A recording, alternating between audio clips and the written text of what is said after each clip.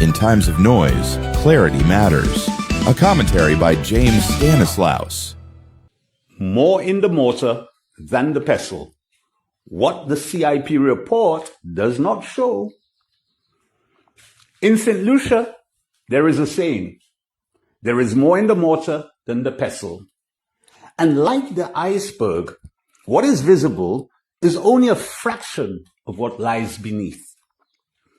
Having now read the Citizen by Investment Program annual report for 2023-2024, that saying comes into sharp focus. Because what is presented gives the appearance of accounting, but leaves critical questions unanswered.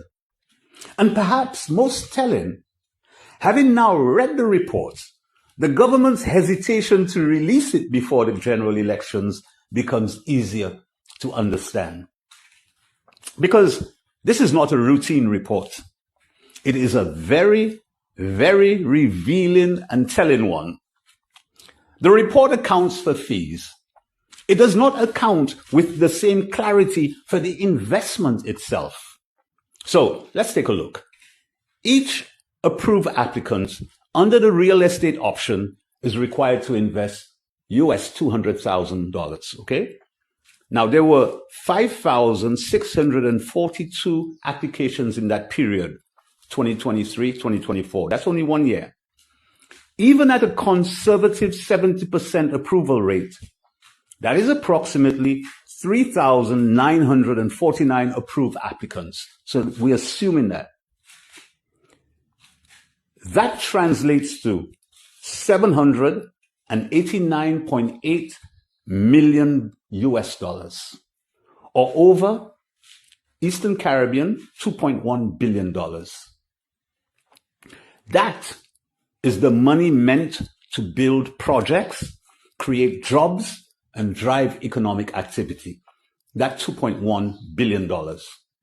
Yet the report reflects approximately only 240 million in revenue.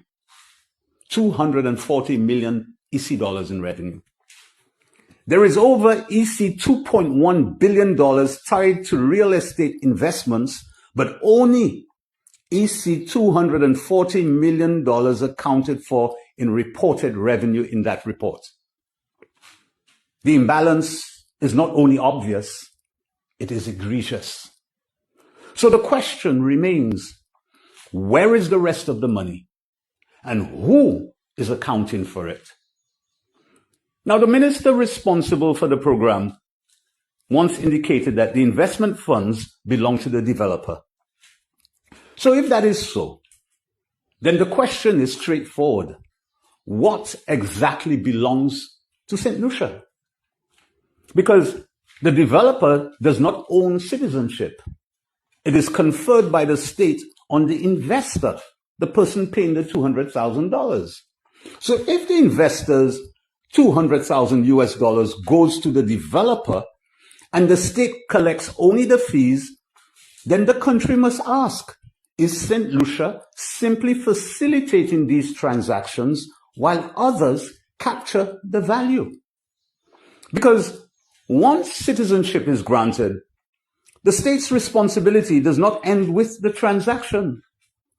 If over $2 billion is tied to real estate investment, the country should be able to point to developments that reflect that scale, shouldn't it? But where are those developments? How many are completed? How many are under construction? How many are stalled? Do you know? Because I don't. What I know and what the public sees tells its own story. The Honeymoon Beach Hotel development at Canals is moving at a go-slow pace, and the Rock Hall housing development is at a standstill. That's what I know. So again, the question presses, where did the money go? You see, in any properly structured real estate program, there are safeguards. Funds are placed in escrow accounts. These are secured accounts where money is held until agreed conditions are met. And then disbursements are tied to construction milestones meaning funds are only released as actual progress is made on the project. There is independent verification confirming that work has been completed, and there is clear public reporting so that citizens can see where money is going and what is building. Now, without these controls, money can be collected even when projects are never completed. And we have examples in St. Kitts and Nevis. And that is precisely the concern that I have and many other people have. The report does also provide a regional breakdown. And the numbers are revealing. 58.15% of applications come from the Middle East and North Africa. A further 26.93 come from China.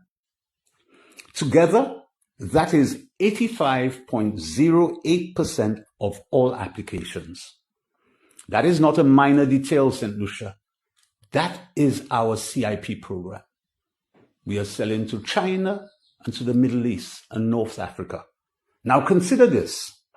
Countries such as Iran, Syria, Iraq, Afghanistan, and Sudan have consistently ranked among the highest sources of asylum seekers to the United Kingdom.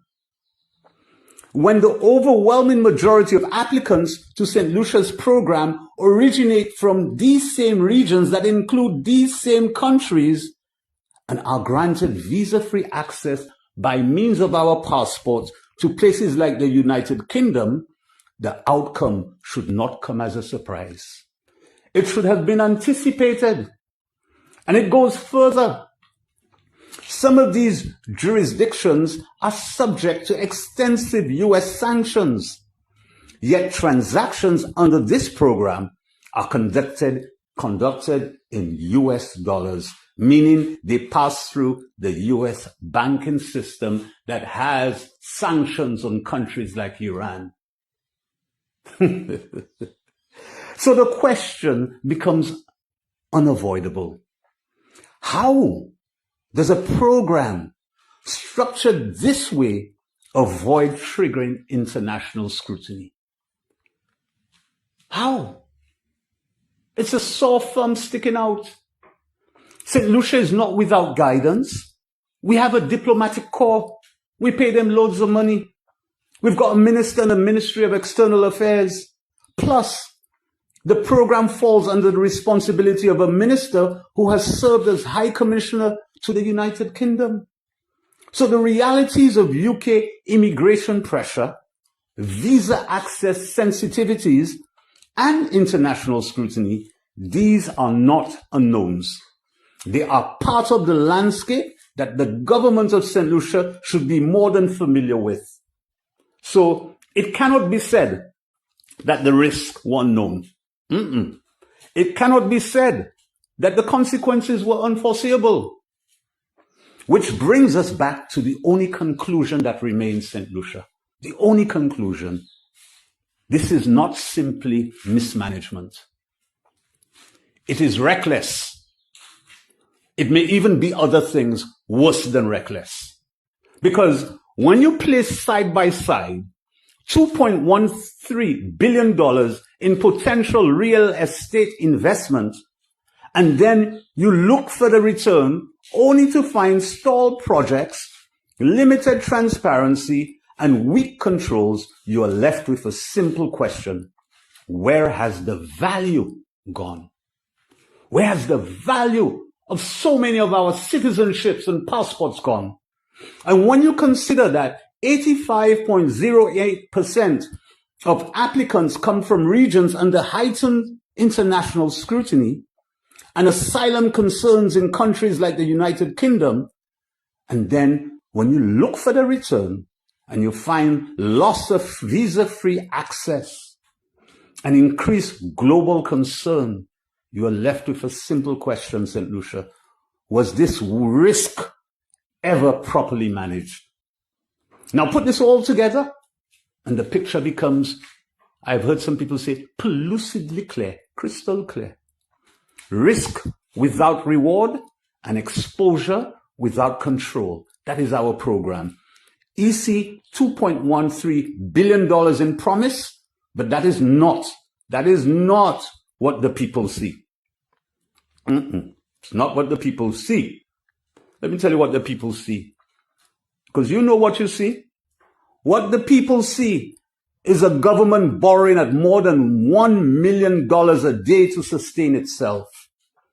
What the people see is a St. Jude hospital now in its 17th year of construction, still not commissioned because the Prime Minister has disclosed that another $50 million is needed. What do people see? They see a road network in visible decline and a public healthcare system under tremendous strain. They see unemployment remaining in double digits and an agricultural sector that continues to struggle.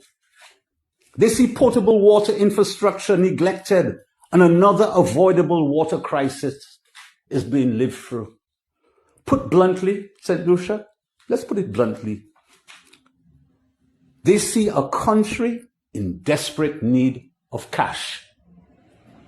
Now, considering the challenges many of us face, such as low-paying jobs, high unemployment, increased living costs, and few opportunities, the CIP funds meant for economic development could have greatly improved lives.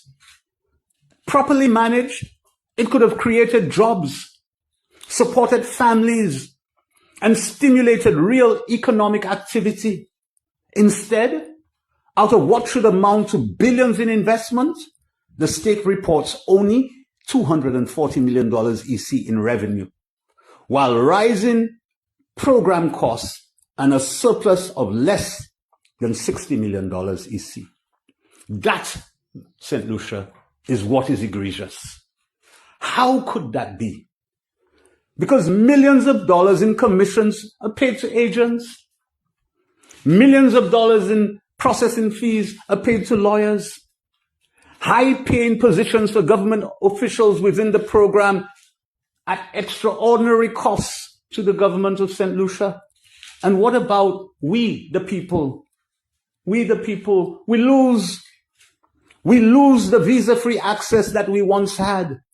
Access that could have been used to seek better opportunities, better services, and a future beyond our shores. We give away our country's citizenship to foreigners, while in the process, our own born nationals lose visa-free access to lands that were once open to us, including our former motherland. And what do we gain? A stained international reputation and several thousand new St. Lucian citizens, many of whom have never set foot in this country, yet who hold full rights to access what limited opportunities and resources exist in our country. That's what we gain. And now they don't even need to go to the UK to claim asylum, because they can just come into St. Lucia direct. Pam pam, passport not even stamped. They're St. Lucians now. That is not what the Citizen by Investment program was established to do, St. Lucia. That's not what it promised. That's not what they promised us. It was designed to attract investment, generate employment, drive development, and improve the well-being of the people of St. Lucia, serving as a vehicle for national progress, not to become a mechanism for extracting benefits for a few, while leaving the burden on the majority of the people like you and me. And that, St. Lucia, is the fundamental issue. Not what is written in glowing reports, even when they turn them in late.